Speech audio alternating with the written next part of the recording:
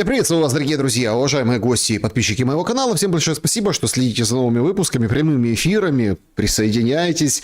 Денис Елисеевич на связи прямо сейчас. Денис, приветствую вас. Здравствуйте, Александр. Денис, ну что, сегодня как гром среди ясного неба разразилась информация, и причем пошли опровержения, подтверждения. Прям за несколько часов мы увидели целый ВОЗ и маленькую тележку, вагон и маленькую тележку, собственно, разных как бы объяснений, пояснений. Материал Financial Times нам говорит о новом дедлайне, его мы будем сегодня обсуждать. Также обсудим, конечно, внутриполитическую ситуацию в стране, что там Залужный как-то потерялся в рейтингах, а Буданов чего, Миндича экстрадируют. В общем, на самом деле, на фоне вот тяжелейших отключений света, морозов и проблем, да, вот таких прям житейских проблем, выглядит, ну, очень интригующе. И самое главное, так хорошо отвлекает от новых обстрелов, кинжалов по Львову и прочим, скажем так, ярким вспышкам войны. Как всегда, всех призываю подписываться на Елисеевича, всех призываю подписываться на мой канал, там, где смотрите этот эфир, пожалуйста. Сегодня у нас среда, и мы в эту среду будем, ну, как бы посрединочке попытаемся плюс-минус взвешенно все проанализировать. Вы можете присоединиться, оставляйте свои вопросы. QR-код, который видите на экране, возможность и поддержать канал, если работает сервис, и, конечно, на экране вывести его. В сообществе YouTube есть возможность задать вопрос заблаговременно. Также всех призываю подписываться в такое мини-камерное сообщество закрытого клуба зрителей Шелеста. Там прекрасная атмосфера и тоже возможность вопрос задать. И, естественно, конечно же, да, чат трансляции, но это в самом конце. Поэтому досмотрите эфир до конца. Вопрос сегодняшнего эфира вот такой. Он не прямо касается, хотя прямо касается политики, но больше такого, знаете, интертеймента и определенного перехода, символ перехода, да, от одного отношения к Украине к другому. Значит, в конфликте вокруг шлемов памяти, ну так давайте назовем, потому что сразу двое спортсменов со шлемами, один с лозунгом, другой шлем с погибшими спортсменами, пытались участники зимней Олимпиады от Украины надеть. В общем, в конфликте украинских спортсменов и МОК, Международного олимпийского комитета, вы на чьей стороне? Варианты. МОК, украинских спортсменов, я против всех. Ну, потому что хватает там рыльца в пушку и у МОК, да и Украина уже со своими перформансами, да, нужно думать о другом. В общем, ни за тех, ни за тех. Или такой еще есть вариант, а что, зимний спорт в Украине есть? Ну, это как бы удивление сродни тому, что все-таки 4-й год войны, да, и удалось ли что-то вообще в принципе сохранить, и, мол, для вас это открытие. Вообще, кто следит за этой Олимпиадой, ну, по крайней мере, на нашем таком информационном поле, информационном пространстве, Олимпиада, спорт, еще и зимний, ничего себе. В общем, 4 варианта. Давайте с этого начнем. Как вы отнеслись к этому скандалу? Потому что Гераскевич, например, говорит, а мне запретили, а я все равно надену. А министр спорта выходит, комментирует, говорит, если они дисквалифицируют украинского спортсмена, это выстрел в ногу международного. Короче, сегодня это все продолжилось. Я могу вам сказать, тема совсем не смешная, но я, кроме как со смехом, это воспринимать не могу, потому что это очередное лицемерие. То есть какие могут быть... Давайте так, это не инициатива спортсмена, по-любому есть политическое влияние. Я думаю, из офиса президента это сделать. Обычно так это происходит. Какой смысл надевать шлем, на котором либо надпись, либо фото погибших там, или как там было, если двушка на Москву Миндича уходит? Какой в этом смысл? Я понимаю, когда случилось там 7 октября в Израиле, и все было по-настоящему, везде эти фото и по Америке висели, которых украли, жертвы, ну, там все по-настоящему и реально. А у нас тут коррупция, фейк, привилегированные, но на шлем надо напялить. Это абсолютно в стиле вот лицемерного государства, вы понимаете. В то же время, если про ваш опрос говорить, то я против всех. МОК, я знаю, какая-то организация прекрасна. Про министра спорта, ну я до 26 лет сам был профессиональным спортсменом. Я очень хорошо в этом разбираюсь. Это все смешно. Никакой не министр спорта, это очередной бухгалтер, который распределяет потоки. Он к спорту имеет такое отношение, как я к балету. Ну так, а смотрите, а зачем?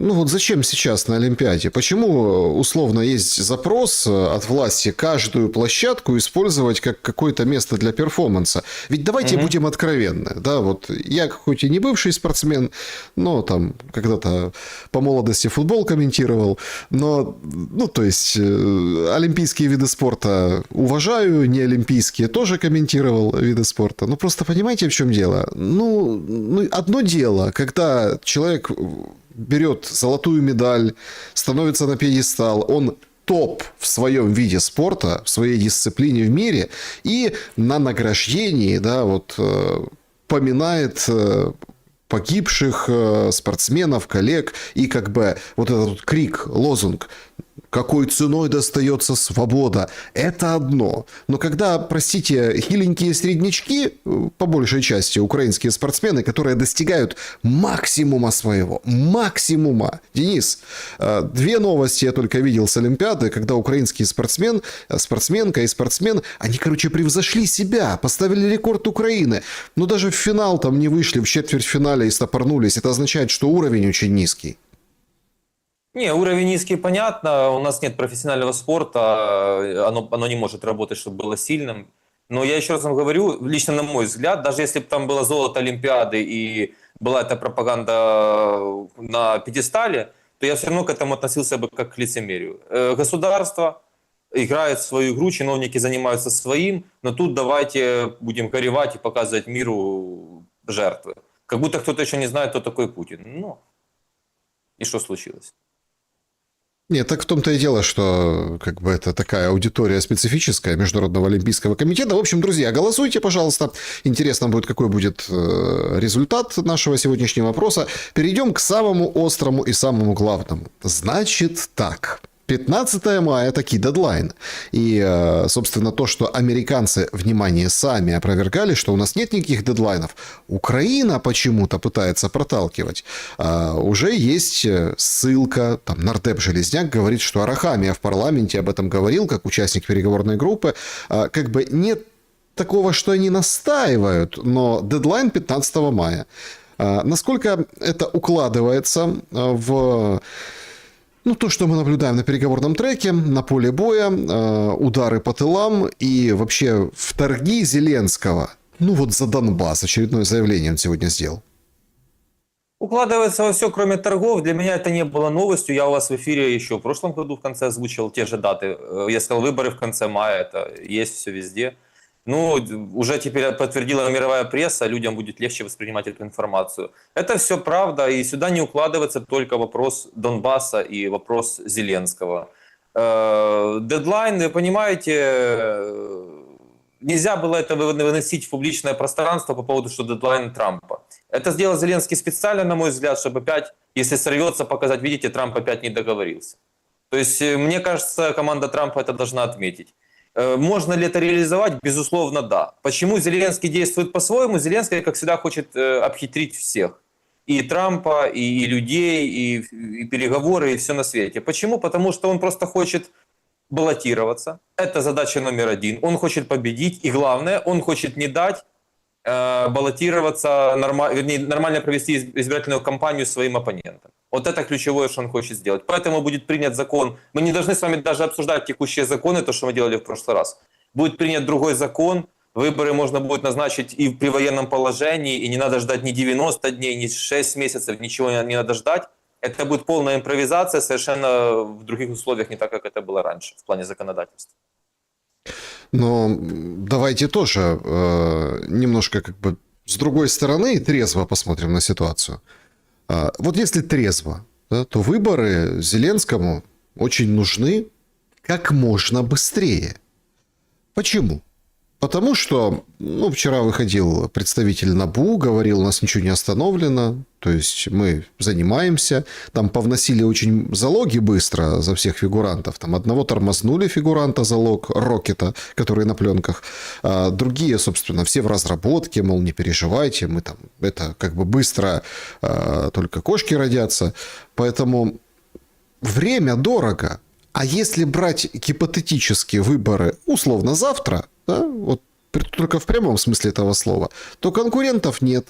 И эти выборы, в принципе, можно не проводить. Это будет кампания по переизбранию Зеленского. Что надо, подтасуют, что надо, получат результат, потому что а не за кого голосовать никто не найдется из таких, которые выйдут и что-то скажут, или там какую-то кампанию проведут, или действительно настолько разрознены украинцы и разбиты по энерго, и не только энерго, островам, что просто ни у кого нет шансов. Поэтому, по идее, выборы – это очень выгодно для Зеленского. Представляете? Переизбрался, мандат получил, а дальше что?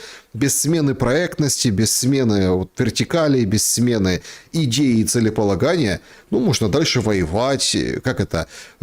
Все вспоминали на днях, да, в 22 году он говорит, что истощать Россию, уничтожать Россию, делать ущерб России ценой жизней украинцев. Журналу «Экономист» рассказывал. Да. Вы знаете, оно выглядит так, как вы рассказали, но на самом деле будет немножко не так. Во-первых, мы не знаем кандидатов, никто не знает кандидатов. Америка не будет стоять в стороне от этого процесса. Это я вам сразу говорю. То есть не будет такое, что здесь не лохи. Вот там делайте, что хотите. Ну, Зеленский так Зеленский. Я напомню людям, что он в мае будет 7 лет, как он при власти. И если мы себе смоделируем ситуацию, предположим, что он побеждает на следующих выборах, то это 12 лет минимум еще у власти. Ну, вы можете себе это в голове представить? Нет, не можете, и я не могу.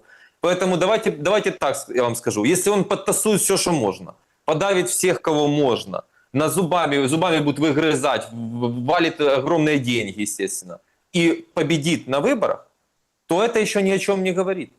А дальше общество скажет свое слово.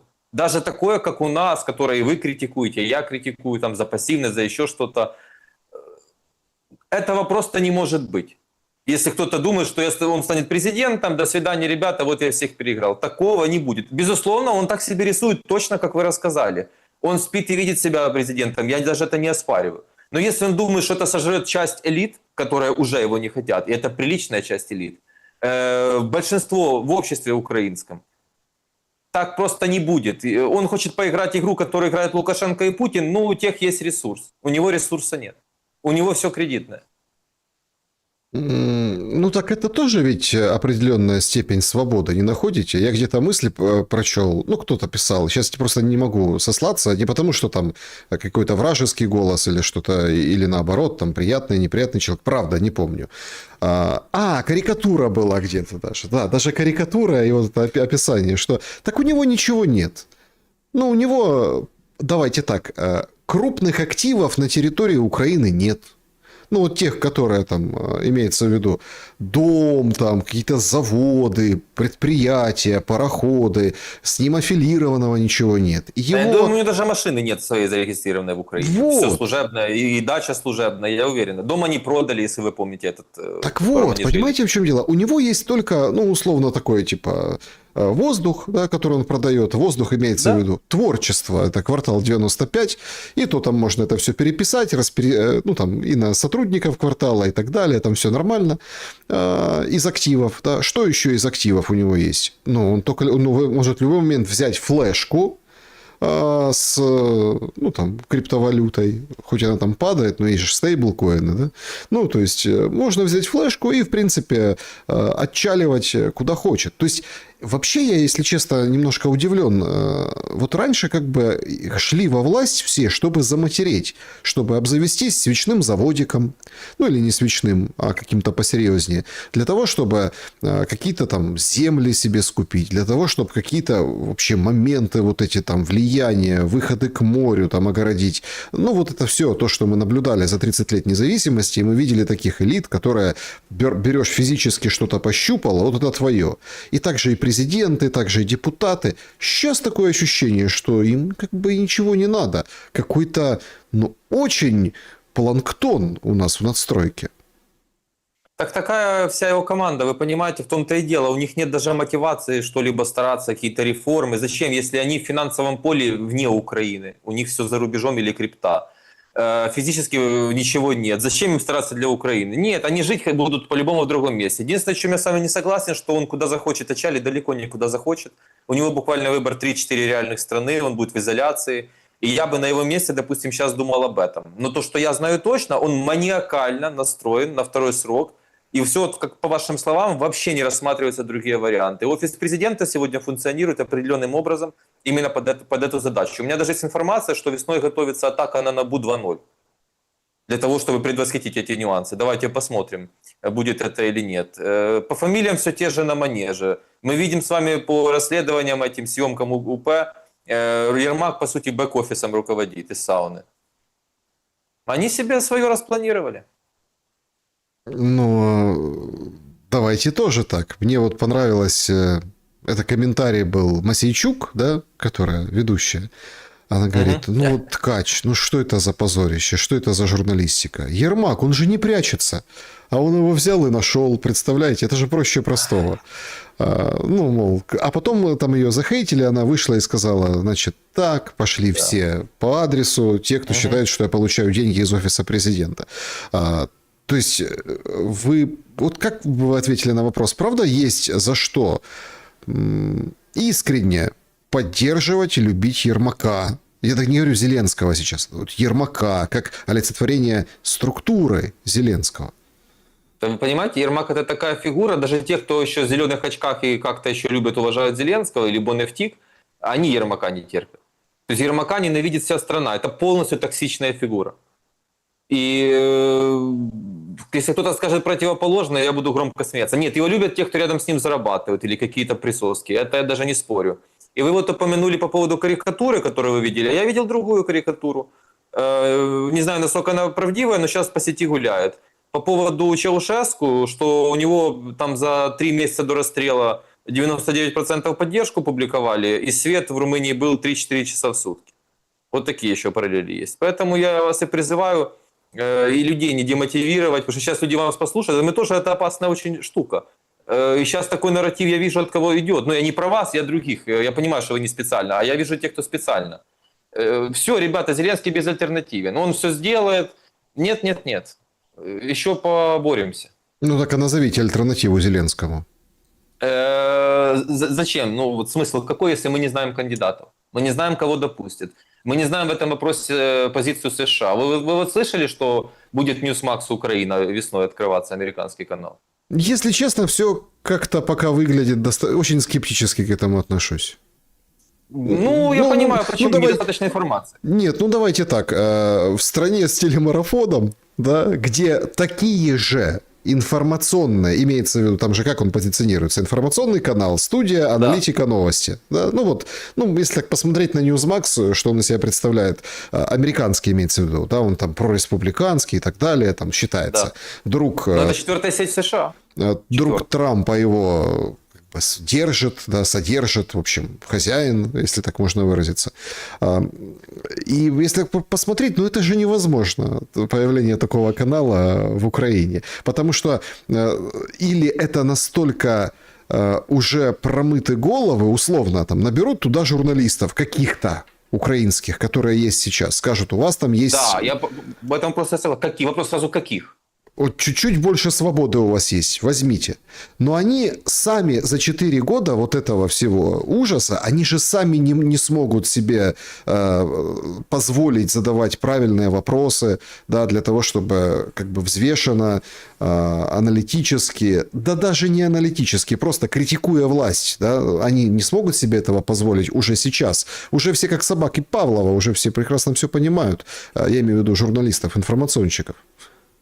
Ну, вы понимаете, тут же может быть как? Крыша в данном случае США развяжет руки. Мужчины не будут бояться мобилизации. Пойдут журналисты, которые, допустим, сейчас, может быть, говорят одно публично, но внутренне не согласны. Единственное, что меня удивил топ-менеджмент. Я про Людмилу Немирю, это меня прям шокировало, можно сказать. Почему? Ну, как-то в моей картинке, я ее лично не знаю, канал ее знаю, в моей картинке мира это не складывается. Мне кажется, что здесь должна быть идеологическая составляющая, потому что это очень серьезно. В Америке вы не можете, например, быть в том же Newsmax и идеологически полностью это не поддерживать. И наоборот, в CNN, например. То есть это очень такая штука, ну, вы как медийщик, думаю, понимаете, о чем я говорю.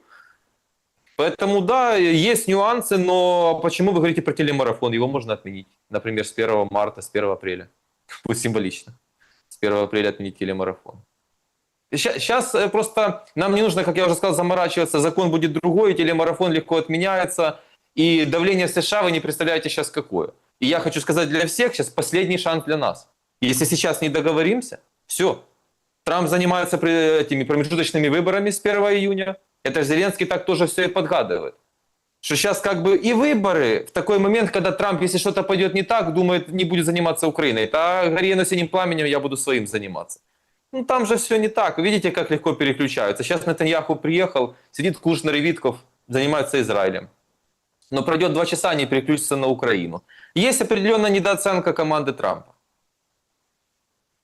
Недооценка команды Трампа, она же проистекает от половинчатых решений. Ну, смотрите, по Ирану ничего не понятно.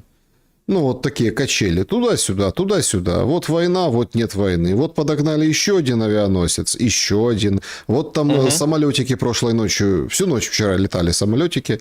Причем там и в Ташкент, кажется, да? Не в Ташкент, а в Таджикистан. То есть там с другой стороны. А там же и Трамп послал Венса в Армению и Азербайджан. Да? И у него такие хорошие встречи. Там, в общем, и кушать ему там очень вкусно вместе с первой леди. Хотя тоже так, понимаете, тут надо правильно считывать американцев. Вот правильно. Это я показывал вчера в прямом эфире у себя, как Венс с Алиевым встречается и говорит: ну, вы такой молодец, там так у вас вкусно, так хорошее, сейчас пойдем поужинаем. А потом говорит, это же потрясающе, говорит, моя даже вторая леди, ну, Америки, вице-президент, он вторая леди, моя, говорит, супруга, даже вот я, ну, я надеюсь, ничего не произойдет, потому что ваша же супруга, это вице-президент.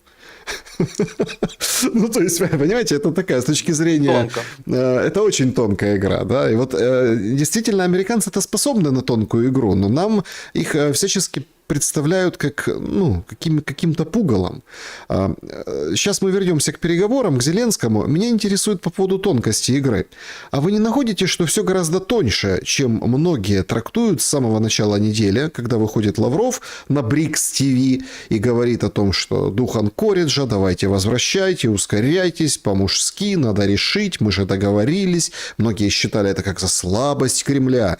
Но дальнейшие события и заявления на других площадках, молчание Америки, невнятная Индия, правда, невнятная Индия, потому что вроде как запрет, но вроде как и не совсем запрет, то есть какая-то такая очень странная история, как раз-таки нам выдает эту тонкую игру, что не все так однозначно, и, возможно, это просто в 4 руки дипломатии России и Америки разыгрывают, ну вот как там, приятно Зеленскому вспомнить, миниатюру студенческого театра КВН. Ну, вы сейчас, по сути, сказали про какой-то сговор теневой США и России. Этого нет. То, что Лавров возбудился, я вам скажу. Им кажется, что Трамп недостаточно сильно давит на Зеленского. Они хотели бы более агрессивно, более быстрее. Почему Трамп этого не делает? Вот это и есть как раз эта тонкая игра. Потому что если сейчас Трамп начнет действовать так, как он буквально и хочет, и хотел бы сделать, это будет в глазах международной общественности, особенно учитывая, что промежуточные выборы, там, демократы, ну, чуть ли не на сторону Путина становится. Поэтому это такой один из способов держать баланс. Но выглядит оно может быть так, на самом деле давление есть и очень серьезное. Игра гораздо тоньше, вы правильно сказали, чем она есть. Я не знаю, кто недооценивает Америку, кроме команды Зеленского, может быть, еще команда Путина их недооценивает. Но по Венесуэле тоже долго были качели. А потом проснулись и новость. Поэтому не надо недооценивать, с Ираном будет точно так же. Это стиль Трампа. Вы не знаете, что он выходит, говорит, что Трамп молодцы, мы почти договорились, а завтра может быть война. Или говорит, все, если сейчас не принимайте, завтра буду вас атаковать, а потом тишина 2 недели. Это чисто стиль Трампа, чтобы никто не знал, что от него ожидать. По поводу Донбасса. Ну, складывается впечатление, что американцы не против. Ну, им, в принципе, как бы пополам, им плевать на территориальные уступки, но Зеленский это держит за какой-то, ну, вот такой свой крючок, который не отпускает дальнейшее, там, в общем, не отпускает эти поводья переговоров и не дает, да, вот сдерживает весь процесс. Сегодня Зеленский там рассуждал по поводу Донбасса, и он сказал интересную фразу, говорит, что мы не понимаем американскую позицию. Ну, если это наша территория, будем управлять мы. Простите, пожалуйста, о какой позиции Америки неясно и неизвестно Банковой, когда такое количество раундов переговоров прошло? Просто умопомрачительно. С россиянами меньше говорили, чем с украинцами. Там не вылазили оттуда с Майами представители украинской делегации. Что еще непонятно Зеленскому? Вот это очень точное замечание, и это, ну, по моему времени утром, я когда прочитал, я сразу об этом подумал, вот это и есть та самая недооценка команды Трампа и такой своего рода включил дурачка. Краеугольный камень – выход из Донбасса. Зачем ты говоришь, что это наша территория? Ну, такие, знаете, небо голубое. Да понятно, что это наша территория. Но если этого не произойдет, то не будет сделки, не будет гарантии безопасности США. Ведь ультиматум Трампа в чем звучит? Если ты сейчас не выходишь из Донбасса, условно не соглашаешься на свободную экономическую зону, если ты не проводишь выборы как можно быстрее, забудь про гарантии безопасности, забудь про мою поддержку, тогда ты остаешься без карт, как говорит Трамп. Зеленский наперекор, во-первых, сливает дату дедлайна, первое. Второе, которое было согласовано с ним и с его командой. Второе, кулуарно. Второе, он говорит глупости опять про Донбасс. Сказали, не берут в ЕС, но все равно давайте вот в ЕС в каком-нибудь формате возьмем. Про свободную экономическую зону он же сегодня ляпнул. Нам не нравится эта идея, и русским не нравится эта идея. Вот это самая большая ошибка. Зачем ты расписываешься за противоположную сторону? Для чего ты это делаешь? А потому что он ведет вот эту вот игру. Как он считает мощную, не знаю, кто ему это советует, но это полный провал. Полный провал. В команде Трампа через минуту все это видят.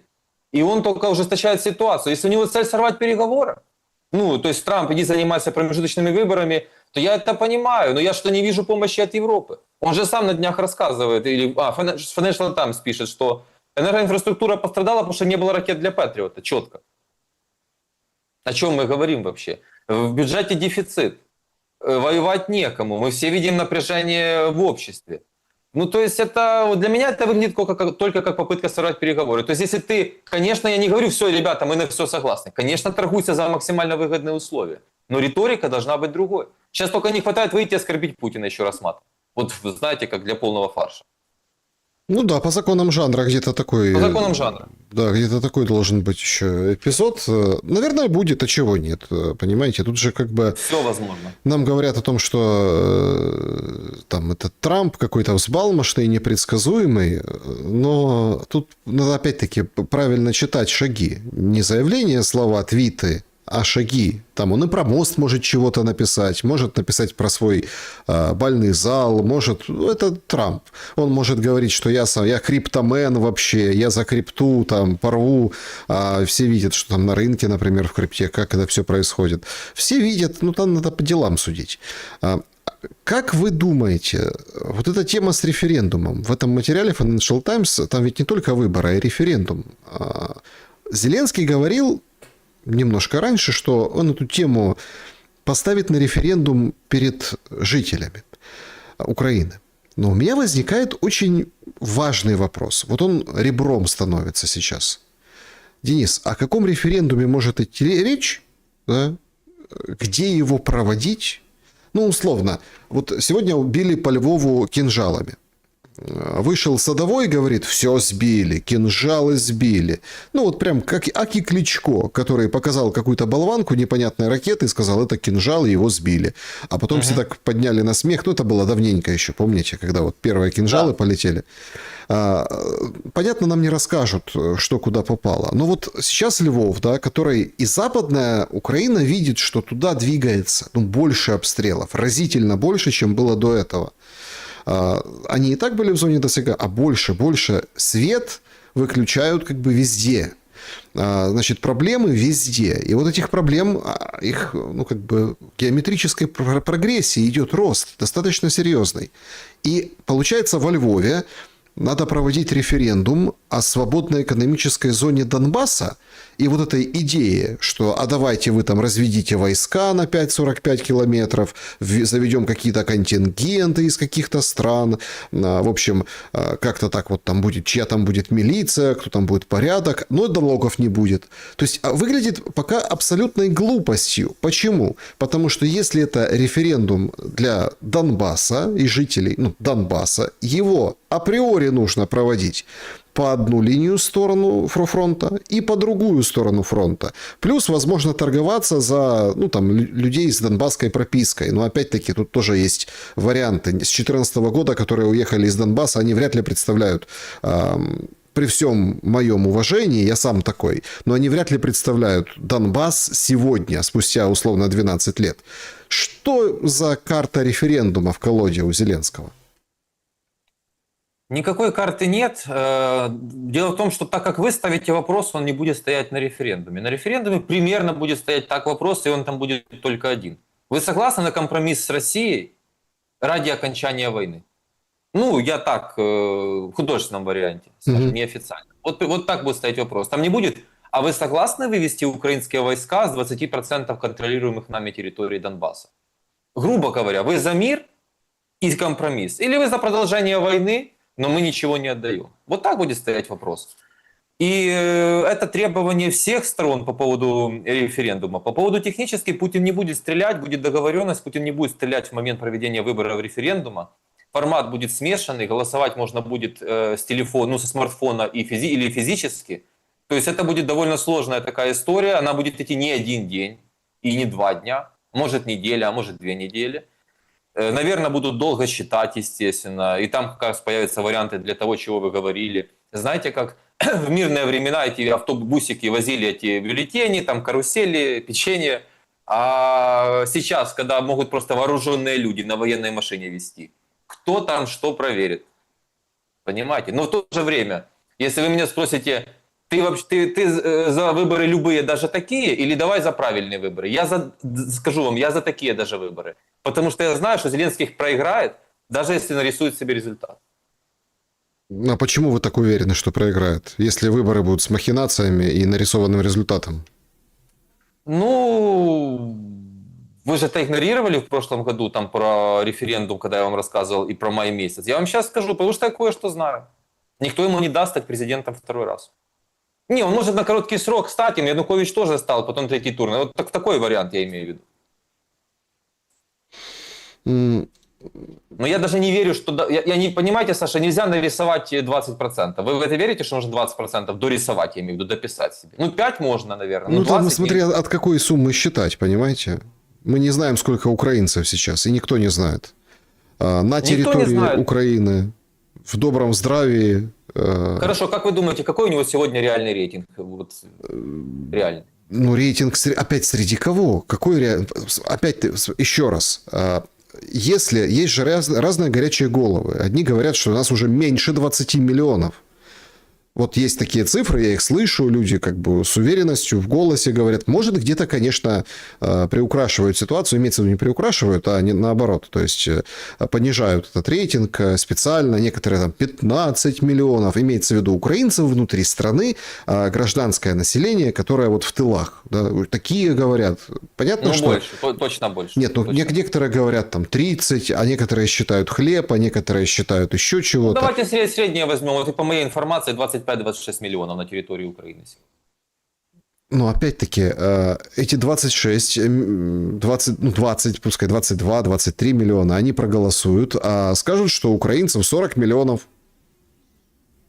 И голоса этих 26, даже если у него будет минус 100%, ну, условно, все против него проголосуют, но чуть-чуть больше они нашкребут за счет мертвых душ, за счет выехавших, за счет скрывающихся, за счет не появившихся и вообще никак не объявившихся. Ну, давайте так. Вы согласны с тем, что сегодня его рейтинг примерно 15% поддержки населения? Всех украинцев, независимо от стран проживания, я так скажу. Ну, по ощущениям, наверное, да, потому что его ровно такой рейтинг был до начала, 4 года назад. Да. 16%. Вот смотрите, я не верю, что можно с 15 нарисовать 35. За что я тревожусь, я вам скажу. Вы помните недавние встречи его, фотографии с кабинета, с офиса президента? Залужный, Стерненко, Притулов. Вы же видите, что Стерненко получает должность, Чмут получает должность.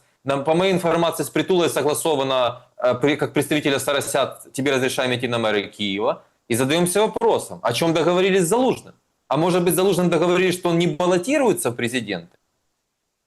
Посмотрим. И рейтинг Зеленского сегодня 15, по моим ощущениям, пускай зрители, они меня не любят, но пускай напишут в комментах свое мнение. А какой будет рейтинг, если завтра НАБУ вручают подозру Ермаку и опубликуют дальше пленки. Возможно, этот рейтинг будет уже 8 или 10. Возможно, такая история. Возможно, такая история. Ну, поэтому он проигрывает всем. Но 20, я не верю в 20%. Я думаю, до 10%, если суперагрессивно действовать, он может дорисовать. Ему этого не хватит.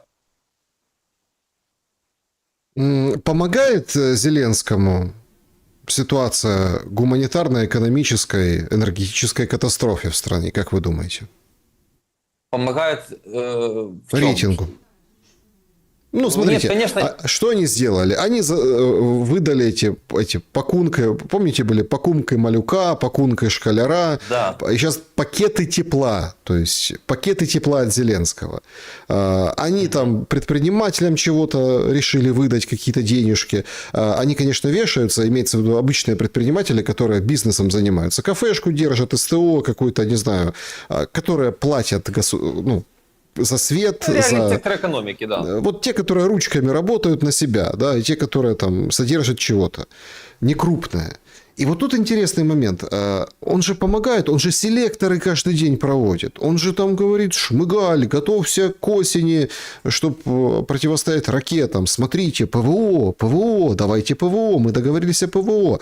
Гляньте, как работает. Это же точно работа на рейтинг, потому что результатов пока видно плохо. Так все политика, все политика. Вот здесь он пытается убить двух зайцев. С одной стороны, он показывает потужность, но мне вообще очень, хотя сказать, смешно, но не смешно слушать. Тут кошмар новости, у него вечернее заявление. Погодили кредити бізнесу, погодили дотації тем-то. И 5 минут перечисляют, что они кому погодили. Ну это же просто какой-то фейк. Но вот смотрите, что свидетельствует в пользу выборов и подготовки. Активизация Алексея Гончаренко, который прозрел спустя 4 года и начал давать выступления. Гео Лерос молчал, уже все начали переживать, где он. Видели его перформанс вчера в Верховной Раде? Это же выборы, впереди выборы. И пошла подготовка. Слушайте, Гео Лерос, конечно, да, это был такой... Меня спрашивали, у всех спрашивали, пишут где-то, а где же он такой? То же самое. Он же был борец. То есть вы считаете, что как бы завели ручных борцов-соросят? Но у меня вопрос, а зачем... Ну, понятно, зачем Зеленскому, например, соросята, а соросятам зачем Зеленский? Ну, хоть как-то его контролировать и какой-то компромисс, наверное, для них выгодно, чем полная такая, полноценная война. Это как я вижу. Все-таки он при власти, они понимают его, еще пока административную силу.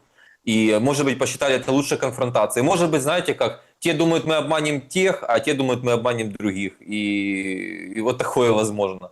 Ну, мне пока интересно в этом всем Залужный. Я же Залужного не поддерживаю. Но его позиция. А он, как всегда, либо молчание, либо какая-то глупость. Пока было так. Вы верите, что Миндича правда экстрадируют?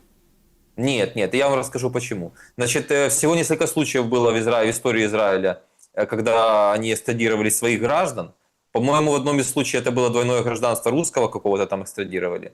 Там был австралиец. Но суть не в этом. Это должно быть мега крупное преступление, в том числе на территории Израиля. Понимаете? А я не думаю, что Миндич совершал преступления какие-то мега крупные на территории Израиля. Я в эту версию вообще не верю. И мне интересно, а зачем вам экстрадировать Миндича? Это я к НАБУ обращаюсь. Если вон Ермак ходит по городу Киеву. Миндич это все равно не глава схемы. Тут Коломойский прав. Он, конечно, там может не последний человек. Но это человек, который строго завязан там какими-то связями, завязками, личным доверием. Но всегда берут кого? Важен кого? Сдай мне того, кого выше. Еще один аргумент. Я уверен, если ФБР приедет к Миндичу на разговор, то Миндич сдаст всех с потрохами, потому что просто так устроена жизнь, и он будет спасать себя и свою семью. Иначе он сядет там, может, в Америку. Вы понимаете, в чем тема? Могут не экстрадировать в Украину, могут экстрадировать в Америку. Вот такой вариант возможен. И ему это совершенно не нужно. Зеленский, который... Ну, он же лишал его гражданства. Это ведь все четко видят, четко понимают. Тоже нюанс, видите как? А для чего лишил? Чтобы полностью обезопасить от экстрадиции. Поэтому мне непонятно заявление НАБУ. Это им нужно доказать, что президент Украины своему другу лишил паспорта, доказать, что центр его жизненных интересов в Украине на самом деле. То То есть это такая сложная конструкция, для чего? Ну это можно 2 года, 3 года посты об этом делать. Мы вот этот запрос сделали, мы вот этот запрос. Но реально мы знаем, кто во главе этой пирамиды. Поэтому Мидич это просто такое имя нарицательное, это громкий скандал, мы так называем, но он действительно не глава этой всей истории. Буданов, свадебный генерал сейчас, абсолютно руководитель без инфраструктуры, мало что из себя представляющий, или хорошо законспирированный, ожидающий своего часа, ну, как бы прототип, понятно, со скидкой на время, со скидкой на происхождение Путина. Ну, вот многие же сравнивали молодого Путина и молодого Буданова. В каком смысле? В том плане, что спецслужба, которая оказывается рядышком, как когда-то Путин, да, оказался рядышком с политической властью, политическими там тоже кланы были, силы, и вот потом как-то раз, и, в общем-то, и возглавил государство. Давайте разделим на 2 части и начнем с последнего. Конечно, я и у вас в эфире это говорил, ни в коем случае нельзя рассматривать спецслужбистов на такие посты. Просто потому, что жизнь показала, что так нельзя. По поводу текущей роли Буданова. Бэк-офисом президента руководит Ермак, фронт-офисом руководит Татаров, а Буданов руководит переговорами.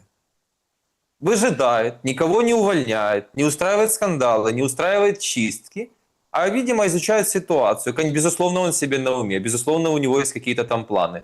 Но он занимается, видите, у него нет никаких заявлений, так скажем, на внутренний рынок. У него все о переговорах. Мы не видим никаких интервью, вообще политических заявлений, по сути, нет от Буданова, он глава офиса. Это тоже был компромисс, я считаю, со стороны Зеленского. Скажем так, какой вариант наиболее жизнеспособен? Он плохой для Зеленского, но какой наиболее жизнеспособен? Надо поставить Буданова.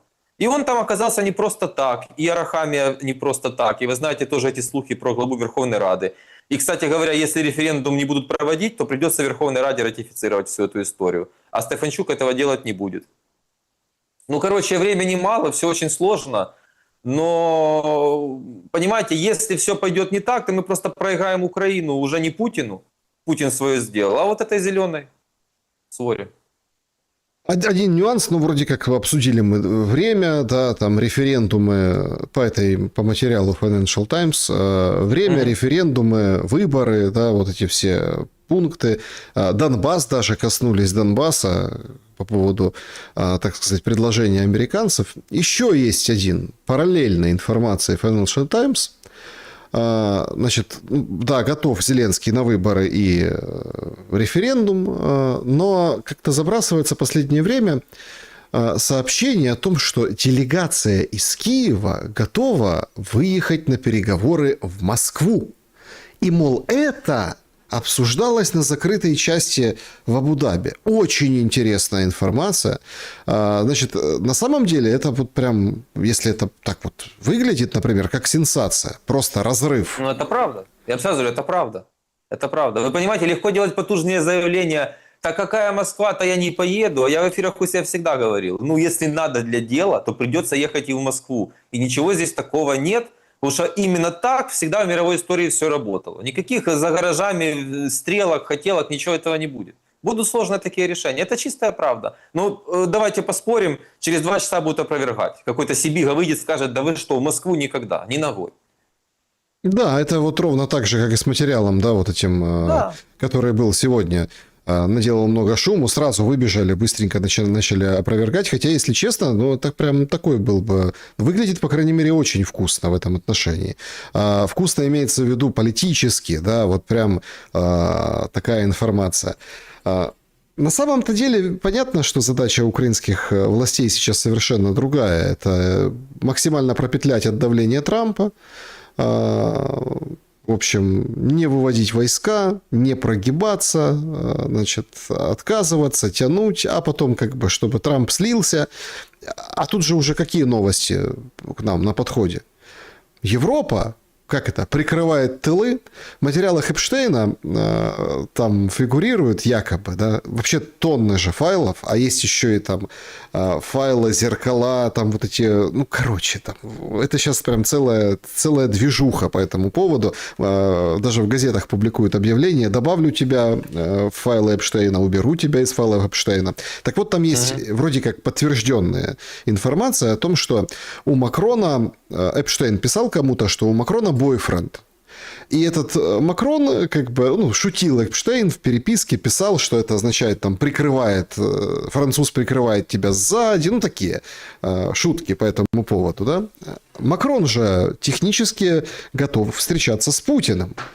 Да. А Урсула фон дер Ляйен не готова, потому что ее, скажем так, подчиненная Кая Каллас говорит, надо условия для Кремля предоставить. Пускай Кремль после войны в рамках подписания сокращает свою армию. Чего это мы только на Украину давим? Давайте на Москву будем давить. Смотрите, одно дело, если это там обсуждается или каким-то образом ну, это выписывается, согласовывается какими-то крупными игроками. Но когда это звучит от Каи Каллас, это вообще звучит как анекдот. Зачем это звучит? И как вы думаете, Европа подставит плечо или прикроет зад? Вот вы сейчас рассказывали, и только я еще раз констатирую, в каком плачевном состоянии находится политика в Европе. Макрон свое, Урсула свое, и чтобы вы знали, между Урсулой и Кая Каллас нехорошие отношения. Они друг друга не любят. Все это закончится тем, что в Евросоюзе будут выбирать лидера Еврокомиссии все граждане Евросоюза, а не кучка бюрократов. Это факт. Про сокращение российской армии это все напоминает мне типичных глобалистов, которые сейчас выходят и пишут: Путин должен забрать шмотки и уехать с Украины. Ну сказки. Люди, которые живут не в реальном... Мы хотели бы все, но люди, ну я во всяком случае, но люди эти живут не в реальном мире, они в сказке. И какая-то часть общества наверняка им верит. Это и есть раскол в Европе в том числе. Если уже Макрон одно мнение, Урсулы другое, то это же о многом говорит. О многом говорит. Стармер сегодня объявила, кстати, Политико написала, во-первых, он уходить не хочет, Стармер, на фоне скандалов Эпштейна. Говорит, я не уйду никуда. Вы что? Нет. Во-первых. А во-вторых, Стармер, в общем, покупать будет в Америке оружие для Украины. Это подготовка к исходу Трампа, когда он умоет руки и ничего не добьется после 15 мая. Да я уже не знаю, что здесь думать. Знаете, одно дело заявление, второе его реально купить, а третье, чтобы США согласились продать. Не, США пока согласны. Знаю, что тоже будет рычаг переговоров. Да давайте посмотрим. Понимаете, обсуждать вообще сейчас заявления людей, у которых вообще нет поддержки в своих странах. У Стармера нет поддержки. Они лидеры все антирейтингов. Стармер, Макрон, Мерц – это лидеры антирейтингов в своих странах. Санчес в Испании. Это не лидеры, которых поддерживает вся страна. И когда они делают заявление, я это так, ну, как и вы, прочитал и завтра забыл. По поводу Украины. У нас, мы сейчас в прямом эфире, у нас 18:08 по Киеву, и ожидается, что опять вот эти зловещие анонсы, в общем, следующей ночью или там через ночь, в общем, ближайшие 2 дня будет какой-то мощнейший обстрел комбинированный, готовится, сказали, Киеву, выходит МВД, выходит Киевская городадминистрация, говорит, наберите воды, запаситесь всем, чем можно запастись. То есть ситуация на самом деле, ну, такая очень напряженная ввиду этого. И возникает главный вопрос. Проводя селекторы каждый день, видя, что не увеличивается количество домов с теплом, видя, как там Синегубов выходит, и он уже открыто говорит, значит, мы вводим чрезвычайное положение, чтобы получать деньги. Деньги. Он выходит, у него 0 эмоций там на лице, никакие, это ничего, ну, как понятное дело, света не было и нет, но я хочу режим, чтобы брать из кубышки столько, сколько мне нужно, и осваивать. Выглядит как... Ну, вот эти все траты на латание дыр, на эти бессмысленные программы, выглядит как просто какой-то, не знаю, ну, вот когда там пожар, в магазине, в супермаркете, а люди выходят, залетают, массово выносят, кто сколько может с собой нести, какие-то продукты, какие-то там алкогольный отдел, еще какой-то отдел выносят, но не спасают, в смысле, предпринимателя, а типа берут, потому что оно все равно все сгорит. Вот выглядит вот так. И никто, и вот, понимаете, в этом-то самая страшная ситуация, никто не говорит правду. Но эксперты всякие энергетические выходят, говорят, так у нас уже нечем ремонтировать ТЭЦ, подстанции, трансформаторы. Получается, 1, 2, ну хорошо, давайте, 4 удара комбинированных, которые попадают в цель, а ПВО говорит, нет у меня ракет для ПВО. А НАТО сегодня выходит и говорит, Зеленский, а что ты такое говоришь? Есть у тебя ракеты для ПВО? Мы поставили, чего-то. Ну, не ври, Зеленский.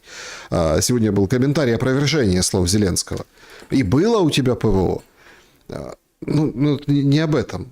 Тут, понимаете, остается 2, 3, 4, несколько ударов, и, в принципе, уже тогда и вот эти расчеты на благосостояние становятся бессмысленными. Как вы думаете, Зеленский готов дойти до самого края? Да, у него нет другого выбора. Он готов дойти, и он дойдет. Если НАТО опровергает его слова, давайте вспоминать его выступление в Давосе, где он, в принципе, отругал Европу за недостаточную помощь, недостаточную решительность. По поводу заявления там Синегубова, чиновников, это и есть следствие, ну, классическое проявление порочной системы. Они любую ситуацию будут использовать, просто заработать. Мир, давай в мире заработать. Война, а как на войне заработать? Гуманитарная катастрофа, слушай, а как здесь заработать можно? Вот так это работает. Пока люди этого не поймут, в Украине ничего не сдвинется. Хотя бы критическая масса. По поводу заявления всяких там экспертов, я читал это. Надо 3-4 года и 600 миллионов евро, чтобы там какую-то ТЭЦ построить. Ну, то есть бред несет, бред сумасшедшего. По поводу обстрелов тоже согласен. И они будут, эти обстрелы, потому что это будет усиливать позицию русских за столом переговоров. Это давление и это деморализация общества. Конечно, они это будут делать. Конечно, они это будут делать. По поводу того, что я хочу вернуться на шаг назад по поводу Москвы, на следующей неделе должна быть встреча, переговоры в Америке. И если после этого действительно запахнет, может не Москвой, может еще какой-то нейтральной территорией, а если Москвой, это же только показатель, что все идет только к завершению. И вот эта встреча в США, это тоже плюс. То есть это надо понимать, переговоры не стоят на месте, переговоры не откатываются назад. Их просто меньше освещают, сливают в прессу. У меня циничный такой, он полуриторический этот вопрос. Если после хороших и конструктивных переговоров в Абу-Даби было покушение на убийство Алексеева, то перед встречей в Москве на кого тогда будут покушаться? Ну, на кого-то будут покушаться, у нас будут страшные обстрелы, идет война, и каждый пытается, пока она идет, вот такими вещами заниматься. Будет, наверное, что-то, может, не такое будет, может, будет удар по энергоинфраструктуре России. Наверняка какой-то, он же все время про этого Хмару рекламирует, что давай, я жду операции от СБУ на территории России. Тут идут переговоры, он заявляет, я поставил задачу СБУ проводить операции на территории России. Ну, вот так вот, вот так вот. Да, так будет. Вы согласны с тем, что если Зеленский будет отдавать, ну, там, Донбасс, например, да, то отдаст Совету мира и председателю Трампу? Если кто-то и будет, ну, условно, отвечать, то это будет не Зеленский, а председатель Совета мира Трамп. Ну, я имею в виду по этим мирным договоренностям. Ведь это же... Я просто помню очень такие классные материалы, где-то было полгода назад выписывали, да, когда вот мы заходили в эту осень, не так все казалось страшно, все только предупреждали, что может быть страшно, все надеялись на что-то.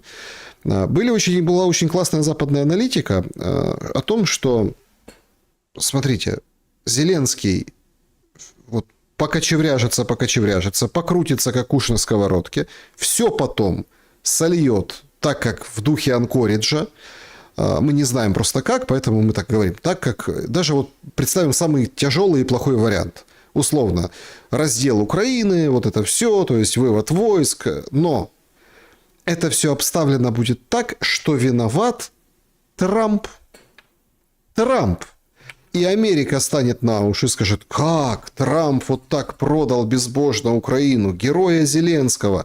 И это будет такой это будет мощный удар глобалистов по республиканцам, от демократов по, ну, в общем-то, по респам.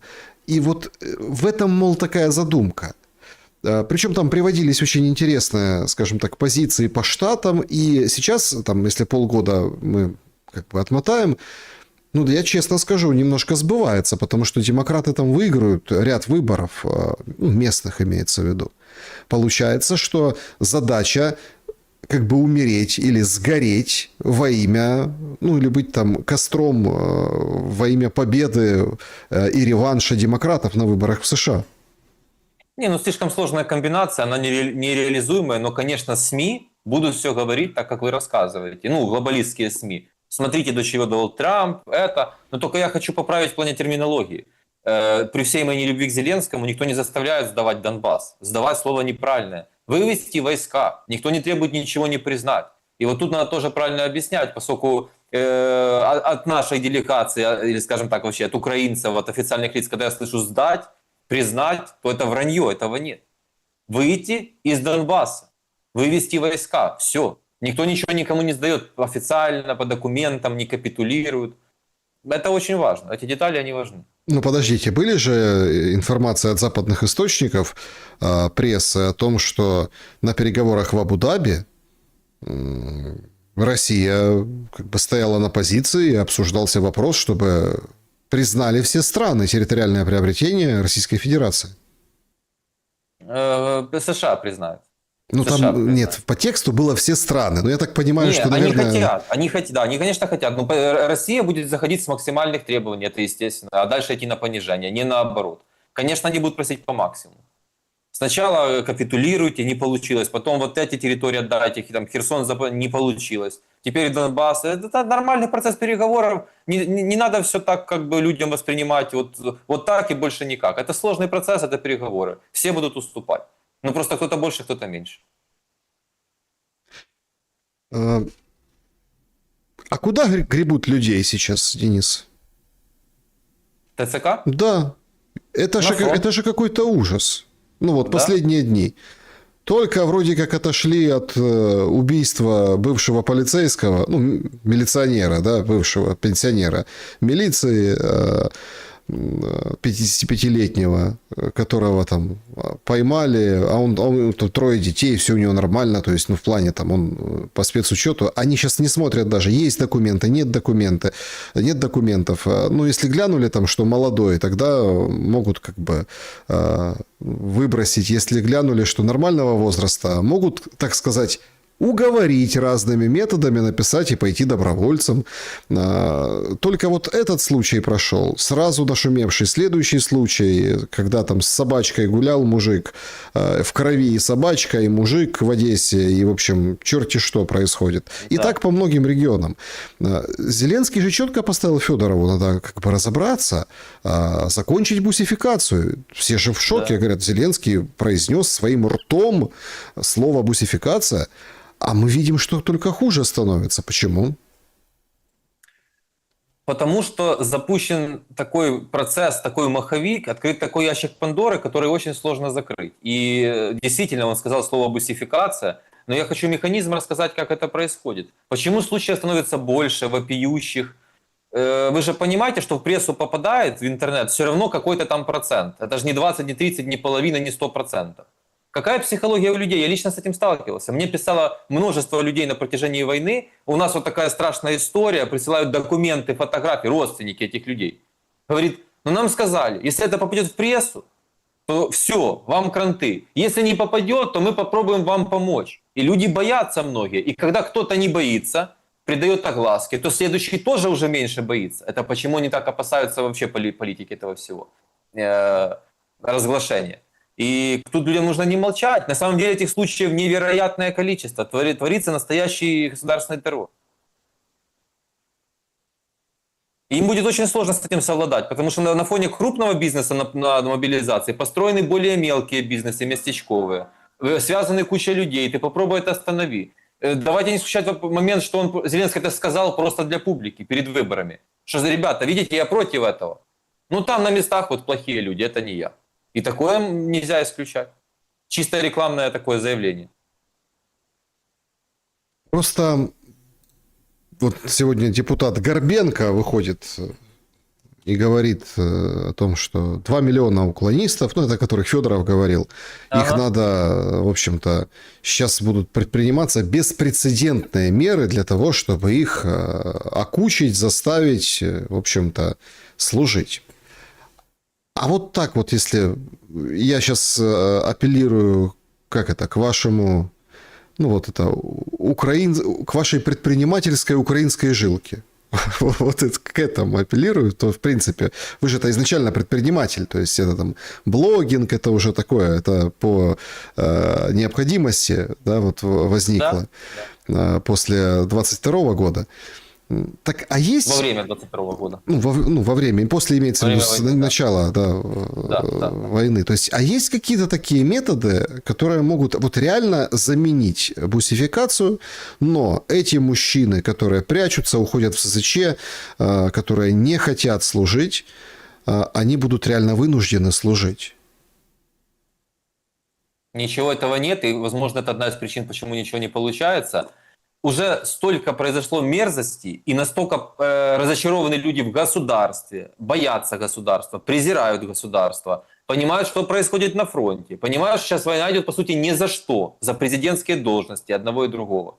И люди просто не хотят. Вы сейчас можете уже открыть центры наподобие американских, как я изначально предлагал, рекрутинга. Там будут сидеть нормальные люди, оно будет все красиво, лояльно. Даже за большие деньги не пойдут люди. Все. Поэтому я кричу в эти годы, войну нужно заканчивать, уже ничего не сработает. Полностью утеряно доверие. И дальше нужно только создавать профессиональную контрактную армию по модели американской. Это все уже не сработает. Это на десятилетия вперед государство себя закопало в плане доверия. Ну чего, видите, какое у нас хорошее государство? Ну, хорошее, гуманное. Вот вернули же из плена... Долинский, по-моему, фамилия, да, военнопленного из Мариуполя, который в Мариуполе попал, и вот последний был обмен. А он по результатам экспертизы ДНК оказался погибший. И за него уже семья получила 15 миллионов гривен. И вот это вот несколько дней вот это ходили, крутили, неделя уже скоро, да, неделя. Абу-Даби, вот этот вот обмен на второй день. Ну вот выходит Минобороны и сообщает вот во время нашего прямого эфира, семья не должна возвращать 15 миллионов гривен. Победа, маленькая радость, все возрадовались по этой истории. Так а дальше как будет? Ведь давайте честно, когда Зеленский говорит 55 тысяч погибших, ну, никто в это не верит. Все сразу умножают на 15 миллионов. Да. Еще раз подтверждает то, что мы обсуждали 5 минут назад. Порочная система всегда найдет. Есть пленные, есть выплаты. Давай придумаем, как на этом заработать. Подставные ДНК получили, может быть, там кто-то с кем-то распилил и так далее и тому подобное. Это ужас. Поэтому государства должно быть мало в жизни человека, чтобы это дальше не происходило. Вот мне больше по этому поводу нечего сказать. Это все... У меня просто нет культурных слов описать.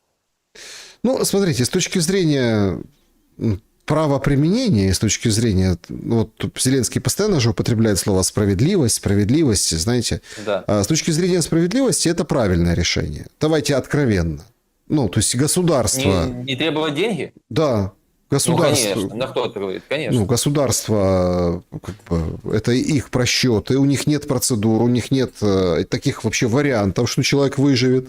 Но я думаю, что, в общем, с этой стороны решение правильное. Государство гнилое, понимаете? В этом-то возникает вопрос. Друзья, пожалуйста, давайте подведем итоги нашего сегодняшнего вопроса. В конфликте вокруг шлемов памяти украинских спортсменов на Олимпиаде и МОК. Вы на чьей стороне? 4% украинских спортсменов поддерживают, 26% против всех, 27% а что зимний спорт в Украине вообще есть, и 42% на стороне Международного олимпийского комитета. Ну вот видите как, по делам по делам. Просто, знаете, вот этот бумеранг, он возвращается, кажется. Помните, вот эта вся история была с кэнселингом российских спортсменов 22-23 год, а сейчас-то видите, как оно перевернулось все. Футболисты говорят, да, в футбол играть, другие там водное поло, говорит, надо играть в бассейне, прыгать в воду, надо бегать, надо, в общем-то, заниматься. Такое ощущение, что это как раз-таки и является тем магистральным сигналом, что мы идем к окончанию войны. Ну, в том числе, Россия – это диктаторское государство. Для автократии, для диктатора всегда важен был спорт, госспорт, результаты. Путин с Трампом это очень сильно обсуждали. Именно спорт, именно вывод из-под санкций, участие в соревнованиях – это очень важно для пропаганды Путина. Это стоит на столе.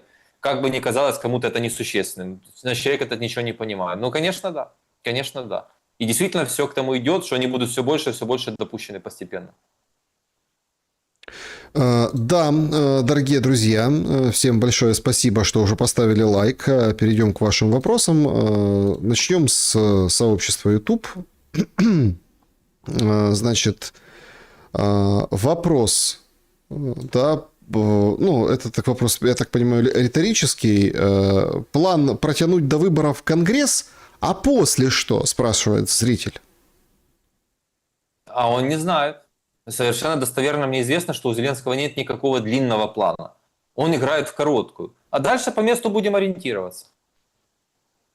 Вот как они считают. Ну вот смотрите, демократы выиграли. Но давайте честно. Если мы посмотрим на состав демократов, вы больше в этом разбираетесь, особенно сейчас, да, Ньюсом, и там вот эти все, там, Камала там вылезет раз в пятилетку, и Байдена покажут нам самоходного. Немножко идет смена лидеров у демократов. Да. Я думаю, вряд ли демократы оголтело начнут с открытым чеком, пустыми расписками, этими самолетами на Жешув пилеты денег отправлять в Украину. Почему-то мне вот вообще так не кажется. Уже-то, например, в конце 26-го года, в 27-м году. Ну, я тоже слабо верю в такую поддержку, как была при Байдене, но, возможно, Зеленскому кулуарно сказали. Если так произойдет, как сказали, когда Борис Джонсон приезжал, может быть, история повторяется? Угу. И он на это рассчитывает. Дальше. Денис, приветствую. Вопрос к вам как специалисту в экономике. В связи с тем, что вы размер ВВП России оцениваете только в долларах по номиналу, считаете ли вы, что экономика России в прошлом году выросла на 30% вслед за курсом рубля? Или считаете более корректной оценку российских властей о росте в 1% за прошлый год? Иными словами, показатель номинального ВВП в долларах учитываете только если он Россию выставляет в менее благовидном свете? Нет, в экономике объективным показателем является ВВП в долларах номинальное. Поскольку русские понимают, слушайте, у нас такие ресурсы, у нас такая огроменная страна, и что-то такой позорно низкий ВВП, и надо как-то придумать, поэтому они говорят, нет, надо считать ВВП по покупательной способности. Там у нас 7 миллиардов или 6 миллиардов, а не 2,5. Ну, такая классическая история. Украинцы сейчас, к сожалению, тоже не сильно отличаются, в этом пропаганда также поработала. Но вот так. Нет, ВВП России 2,5 миллиарда долларов, даже ниже, чем ВВП Италии, у которой не сырьевая экономика. И не очень хорошо идут дела. Вот так вот все. 2,5 чего долларов? Триллиона долларов триллион. в России ВВП. Да, то миллиарды, думаю, это что-то... Не, триллионы. Значит, Александр Котов спрашивает. Александр, поинтересуйтесь, пожалуйста, есть ли такой человек в Украине, приказ которого будет выполнен в ВСУ, даже если он будет болезненный? Ну, я так подразумеваю, намек на то или на отход, или не стрелять, или, в общем, на отступление. Есть такой человек, авторитет, как вы видите? Нет, одного такого нет и не нужно. Вы знаете, часть военных одной точки зрения, часть другой. Везде есть посредники. Это, кстати, сейчас одна из важных тем была на переговорах, что нужно сначала армию подготовить к этим выходам, мониторингу, а не сначала объявлять политическое решение, а потом армия будет подстраиваться. Вот этим сейчас занимаются. Вы думаете, внутри армии сейчас не ведется по этому поводу скрытая работа? Там проводятся опросы регулярно среди военнослужащих. Там ведется и пропагандистская работа, и так далее, и так далее. Я это просто знаю напрямую. Поэтому тут не надо, что вот один человек, типа там, как Залужный, был вот авторитет, и все послушаются. Сейчас такого человека нет. Сейчас такого человека нет. Ну, политически будут на это влиять. И, кстати, референдум в этом тоже очень может сильно помочь. И народ, все, ребята, народ не хочет. Мгм. Так, значит, Лина Вострелова, Майдан разделил страну на 4 части. Желающие самоусунуться, самоусунулись в разных направлениях по разным своим интересам. Все происходящее неприятности – это нюансы и превходящие признаки главной сути. Реализация международного права на самоопределение, задает она вопрос. Ну, я еще, честно говоря, не понял вопрос по поводу Майдана. Зачем сейчас говорить о Майдане в 2026 году? Вот в чем смысл? 12 лет прошло. Вы уже похоронили этот дух Майдана? Не, я уже обсудил, выводы сделал, узнали много интересного, и все. Да, вот был такой Майдан. Я не вижу смысла к этому возвращаться. У русских очень маленький, вот либо Майдан, либо ВВП по покупательной способности. Маленькое пространство для маневра. А по факту говорить не готовы по конструктиву. Только ненависть продуцировать. Да, ну здесь, смотрите, конструктивный вопрос. Может, поясните, Подождите. Может, я не понял. Вопрос. Ну так, если вы не поняли, зачем вы говорите, что он не конструктивный? Вопрос о самоопределении Майдан, и международном праве. Вот сейчас же это ключевой момент. А есть вообще международное право как таковое? Условно, давайте гипотетически. Это, кстати, еще один аргумент в тему референдума. Ну вот давайте, да, референдум. Окей, определились, на каких территориях украинцы проводят референдум. Ну, там, по Донбассу или по этой экономической зоне, или по 20 пунктам плана. Лавров, кстати, сегодня вышел, говорит...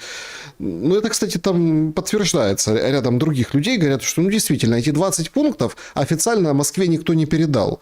Ну, то есть, только из прессы Зеленский, там, 20 пунктов. Помните, он носился 20 пунктов, 20 пунктов. Их у Москвы нет. И американцы их не передавали Москве по одной простой причине. Они понимают, что это будет отвергнуто. Поэтому они вот бодаются с Украиной по поводу этих пунктов. Так вот, нет международного права.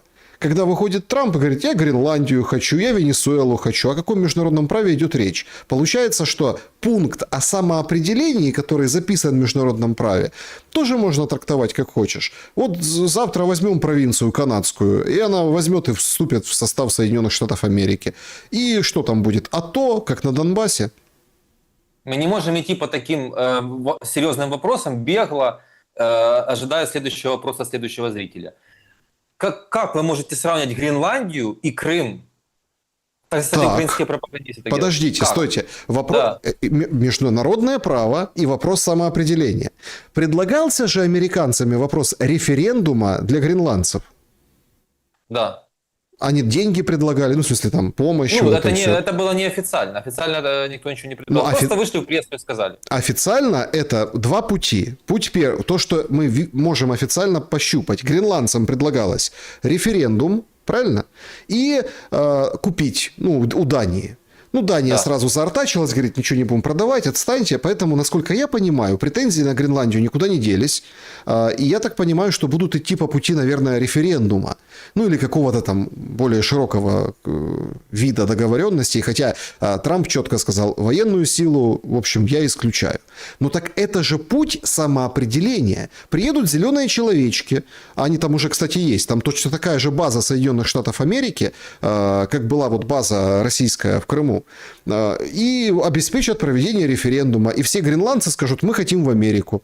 И как тогда быть? Нет, Тут то же самое. Нет, не так. Вот жаль, уже ныне покойный Геннадий Балашов, вы могли бы его еще раз пригласить, он бы рассказал, когда он поехал в первый день аннексии Крыма, когда приехали эти самые зеленые человечки. Это видео есть на Ютубе, как его банда Гиркина выкрала, избивали. Ну, избиения нет, уже только последствия есть. Но как выкрадала, все это есть. И какие были угрозы, какая была опасность.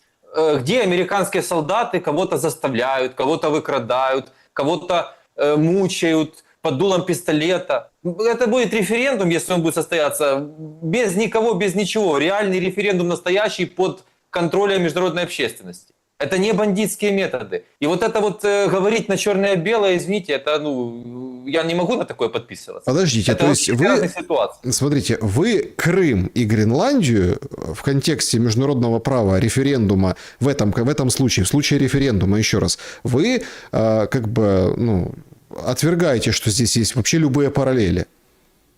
Конечно. Референдум настоящий в рамках международного права и по самоопределению, как вы сказали, референдум, когда вы засылаете диверсантов, агентуру под автоматом голосовать, что не я не говорю, что большинство крымчан за Украину были, я, заметьте, этого не говорю. Но технически это было именно так сделано. Это был силовой бандитский захват. Конечно, это другое. Потому что иначе Путину бы не дали это сделать. Это уже третий вопрос. Но это совершенно разные ситуации. Абсолютно разные ситуации. То, что сделал Путин, это аннексия. Хорошо, я понял. А Канада? А что Канада? Провинция Там в есть Канаде. американские войска? Да. Провинция в Канаде, которая ведет переговоры тайные, как утверждается. Бессент это Да. опубличил, говорит, мы ведем переговоры. Там Альберта, по-моему, называется провинция. Да. Там немного... Много энергоресурсов. И она Да. прям хочет стать тоже частью Соединенных Штатов Америки. Это как Тоже назвать? вопрос. Это можно назвать сепаратизмом, это можно назвать незаконной аннексией, это можно назвать, ну, в общем, попранием международного права. Нет. Право на самоопределение. Саша, как? А чего вы смеетесь? Подождите, давайте спокойно. Там есть американские войска? Жители этой Альберты, зеленые человечки ходят по улицам? Откройте видео Балашова в Крыму. Ну, есть такое в Альберте или нет? Просто нет, такого нет. Так что вы смеетесь? Если там такое будет, выйдем в эфир, я буду отвечать за свои слова. Но там такого нет. Смеетесь? Да. Нет, ну, что, интересно, как бы пообщались. Все поняли. Так, Конечно, поняли. значит, вопрос к Денису. Как Украина может быть нейтральной страной, если Европе должны деньги, а Россия – это постоянная угроза? Нашу страну специально загнали в долговую яму, чтобы быть зависимыми от Запада. Какой выход из этой ситуации? Ведь это-то платит. Ну, кто платит, того и тапки. Ну, кто платит, тот и танцует, задает пользователь вопрос. Специально, может, кто-то хотел во что-то загнать. Но ничего невозможно, или как Борис Джонсон сказал, не заканчивайте войну. Да ты можешь говорить, но есть президент Зеленский, официальный президент страны, на тот момент полностью легитимный. Он принимает решение. Что такое развалить? Вы понимаете, как разваливается экономика Украины, как она делается долговой? Это огромный-огромный процесс, это прям полностью неправильное управление. Нет, это коррупция, это дурость и народа, и всех остальных, это неправильный выбор, это ужасная конституция, это ужасные законы. Мы в этом все виноваты. Но прежде всего те, кто был у власти. Наша вина, что люди не хотят менять что-то и выбирать другую концепцию. Украина, может быть, там была нейтральным или независимым было в вопросе? Это же две разных вещи. Нейтральная страна, нейтральная. Но это разное. Видите, независимым это другой вопрос полностью. А нейтральным, так это, конечно, может быть нейтральным. А почему она не может быть нейтральным? Ну, нужна другая политика во всем, и в экономике в том числе. Так, после войны, Денис пишет вам, Савенков, после войны у страны два врага. Старые элиты с чувством реванша и новые популисты с чувством сцены.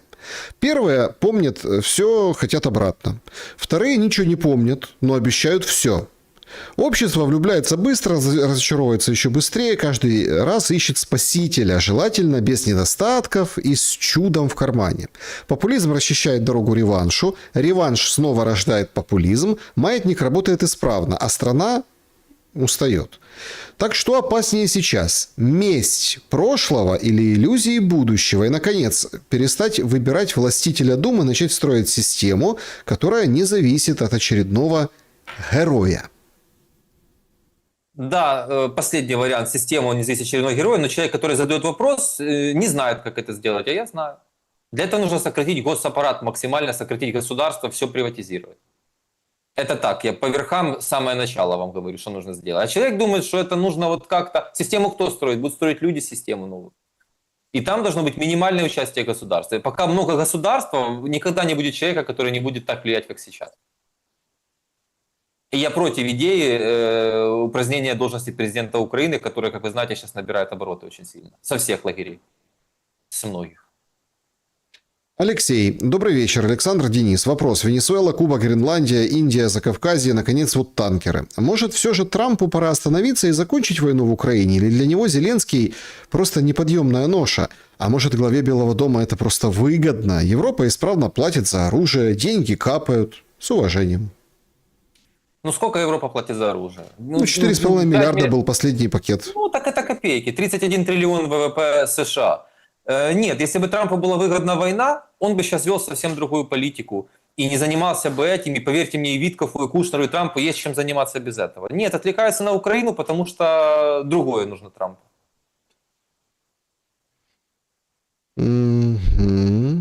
Мир. Да. Оксана, как спикеры и гости каналов впадают в подробный анализ каждого слова западных представителей в контексте переговоров, при этом совершенно пренебрегают все высказываниями Кремля, который с завидным постоянством утверждает, что мир возможен на базе Анкориджа. Сомнения терзают Оксану, она пишет, меня терзают сомнения, что Россия на Аляске согласилась на условия армия 800 тысяч, войска НАТО и вот эта свободная экономическая зона. А в чем же тогда смысл горячего обсуждения, если Россия против? Смысл в том, что США посредник, и ведутся переговоры и компромисс. Компромисс России будет очень маленьким со стороны России. С нашей стороны, естественно, ожидания огромные. Вот в чем разница. Компромисс будет и там, и там. Все будут недовольны. Но Россия, наверное, чуть-чуть недовольна, а мы очень недовольны. И в этом задача посредника. Девушка или женщина хочет, чтобы все подняли лапки и выполнили то, что говорит Россия. Почему мы обсуждаем иностранные СМИ? Потому что Россия всегда врет.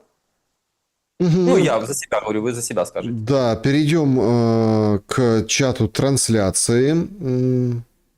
Спасибо за интересный эфир, пишет пользователь. Вопрос Денису. Так кто будет выбирать президента Украины? США или украинцы? Как вы считаете? Украинцы. Украинцы будут выбирать президента Украины. Будет ли США влиять на этот процесс? Да. Будет ли Россия влиять на этот процесс? Да. Кто же это оспаривает? Как угодно говорить красивые слова, но правда она такая. Вопрос от... Ладно, не прочту. Гендель, в общем, какой-то пользователь. У меня просто светится без имени и фамилии, а вот это через собачку. И посидишь, угадываешь. Поэтому, друзья, извините, если не называю по имени вас. Вопрос. Немыря всегда была левая. Верите ли вы, что она будет продвигать республиканскую партию в Украине через этот канал Newsmax? Вот. Так это же почему я сказал, что меня удивил менеджмент. Ее супруг в партии «Батьківщина», вы знаете, народный депутат же, по-моему. Я и удивился и сказал вам, что все-таки идеология здесь должна быть на первом месте. Поэтому, возможно, нам стоит подождать, кто-то что-то не понял, раньше времени запущена была информация. У меня была другая, я не буду ее раскрывать, но вот этой у меня не было. Я узнал из прессы. Сергей пишет, при конфликте интересов Украины, старой родины, и США, новой родины, на чьей стороне будет Елисевич? По определению на стороне США или считают, что противоречий не может быть между интересами Украины и Америки в отношении Украины? Значит, никакой новой старой родины нет. Я гражданин Украины, у меня есть только одна родина – Украина. Что касается Украине невыгодно то, что выгодно США, такого быть не может. Украине всегда выгодно то, что выгодно США. Невыгодно Зеленскому – это совершенно другой вопрос. Для меня Украина не Зеленский. Угу. Политика Трампа ведет республиканскую партию к поражению. Об этом говорят сейчас рейтинги в США. Не превратится ли для вас Трамп в разочарование, как в свое время Залужный, которого вы продвигали, а сейчас против? Так я Залужного продвигал, и он разочаровал на раннем этапе. Это же не я сказал, ребята, он хороший, а он как-то или я не так. Это же совсем другая история. Я Трампа поддерживаю, наверное, и буду поддерживать, посмотрим. Но по поводу Залужного, это он разочаровал, это же не я разочаровал кого-то, не я переобулся. Я начал продвигать Залужного чуть ли не раньше всех. Потом смотрю, человек делает совершенно другое. Ну все, это же он не захотел, а не я что не так сделал. Я на него, наверное, возложил надежды, которые он на себя не возлагает. Я, наверное, увидел в нем то, что он в себе не рассмотрел. Это как можно такие вещи сравнивать? Я Трампа поддерживаю десятилетия уже, еще со времен предпринимательства. Ну, не поддерживаю, симпатизирую, так скажем. Как политика поддерживаю. Если ошибки, есть. Денис, чем литий Трампа под 2% для Украины отличается от сына Байдена и его компании Буризмы? Отличается всем. Отличается тем, что люди читают прессу, не понимают, что там пишут, читают фейки и так далее и тому подобное. Это очень сильно отличается. Отличается тем, что с Байденом была прямая коррупция. А здесь либо так, либо никак. Можно не делиться с США, сидеть на этих землях, пока Россия их себе не заберет и начнет разрабатывать. Такой вариант еще есть. Человек так это пишет, Разрабатывать, знаете, причем вот это... разрабатывать вместе с США. Ну, и такой вариант не исключен. Да, да, и такой вариант не исключен. Мир меняется. Слабо верю, но теоретически допускаю. А чего слабо верю? На Донбассе это же обсуждалось в духе Анкориджа. Да. Разработка Да. редкоземов на территории Донбасса, оставшегося под контролем Российской Федерации. Никто, как все ходы записаны, это мы помним. Это же поэтому Дмитриев вышел и сказал, что мы там на грани подписания на 12 триллионов. Это очень смешно, потому что это 6 ВВП России или 5. Это невозможно технически. Скорее всего, он имел в виду ископаемое и посчитал, сколько там приблизительно в земле лежит, и для большего эффекта озвучил такую нереальную цифру. Тогда Украина подписала США на 7 триллионов, мы можем так сказать. То есть вы не верите в пакет Дмитриева, что это какая-то реальная конечно, история? нет. Как там может быть 12 триллионов? 6 ВВП России, это просто технически невозможно. Физически. То есть вас цифра смущает? Конечно. Безусловно, какое-то сотрудничество, но в 12 я не верю. В 2 верю. А в 2 на 6 лет? Не, я понимаю, что не за год и не сразу. Да, кто как считает, Я же говорю, может, он прочитал то, что под землей. И, скорее всего, так и было. Значит, стало ли меньше наркотиков после того, как выкрали Мадуро? Значит, полностью то, что по воде идет, практически полностью уничтожено. Теперь по суше идет много и работается над этим. Люди все время меня хотят, ваша аудитория, каким-то адвокатом сделать, на чем-то подловить. Я занимаюсь Украиной, у меня программа реформ есть. Не надо меня делать адвокатом кого бы то ни было. И Трампа, Путина, Зеленского. И пресс-атташе. Да, друзья, спасибо, что нас возвращаете к разным вопросам. Да, это тут пользователь пишет. Я Саша, смотрел интервью экс-мэра столицы Гренландии. Он говорит, что они действительно готовятся к отделению от Дании, но пока не тянут экономически. Поэтому, если вопрос денег будет решен, то Так, Финляндия дотационный регион. Кстати говоря, вы знали это? Под $1 миллиард в год Дания их датирует. А США этого не будет. И все станут богаче, и не будет дотаций. Самодостаточный регион будет. Этот вопрос мы задавали. Спасибо большое, что возвращаете в чате. Все-таки давайте так. Денис говорил, что есть адекватные кандидаты в президенты, но кто не сказал. Денис уверен, что есть эти адекватные кандидаты. Потенциальные кандидаты. Кандидаты мы узнаем только, когда будут объявлены выборы. Как они будут регистрировать. Угу. Так, спасибо за встречу. Гости разные, темы интересные. Елисеевич молодец, бесстрашный хлопец. Спасибо вам обоим. Да, спасибо. Вообще, знаете, я хотел этим комментарием запустить флешмоб доброты. А то, слушайте, как не зайдешь к нам в комментарии в какой-то эфир с Денисом Елисеевичем, так начинается это. Напишите что-то хорошее. Слушайте, хоть что-то же было же хорошее в нашем сегодняшнем эфире. Это я так, конечно, шучу, утрирую. На самом деле, спасибо за, грамотная аудитория, критическая. Давайте точку поставим на внутриамериканской теме. Александр задает вопрос, Леонов. Буш старший и Буш младший или семья Клинтонов в США – это клановость, диктаторские манипуляции, коррупция или нечто другое. В скобочках прошу учесть, что демократы, это половина, да, электорального предпочтения американцев. Очень важный вопрос в контексте, этого, да. Демократы же всех там в основном нарекают, а это диктатор. Это мы сейчас пойдем поменяем там режим, потому что они диктаторы. А кланы-то, глядите, какие. И именно у демократов это они. клановость, да. Это клановость. Но это же не диктатура. Тут же никто не запрещает людям говорить свое мнение, баллотироваться на выборы, выигрывать выборы, хотя они Трампа один раз, так сказать. Вы понимаете, о чем я говорю. Это до такого ужаса дошло, поэтому пришел Трамп. Понимаете, когда есть сильный перекос в одну сторону, приходит человек с перекосом в другую сторону вынужденно, и случаются неприятные эксцессы, допускаются ошибки.